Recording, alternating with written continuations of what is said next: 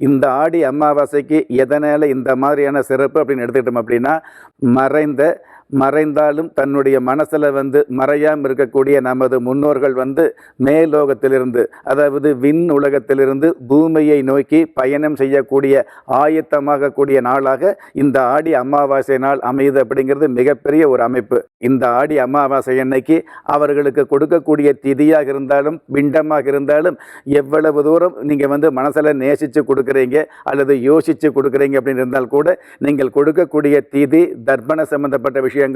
முழுமையாக முதன்மையாக ஏற்றுக்கொள்ளக்கூடிய பக்குவம் பெரியவர்களுக்கு இருந்துகிட்டு இருக்குது அப்படிங்கிறது உண்மையான விஷயம். அந்த மாதிரியான ஆடி அமாவாசை திருநாளில் நமக்கு வசதி இருந்து வாய்ப்பு இருந்தது அப்படின்னா கடற்கரையோரம், தீர்த்த நதிக்கரையோரம் அல்லது ஆற்று படுகை சம்பந்தப்பட்ட விஷயங்களில் ஏரி கரையோரம், இந்த மாதிரி இடங்களில் அதற்குன்னு தர்ப்பணம் கொடுக்கக்கூடிய மந்திரம் தெரிந்த ஒரு சில பெரியவர்களை வச்சு இந்த மாதிரியான தர்ப்பணம் கொடுக்கக்கூடிய வழக்கத்தை வச்சுக்கலாம்.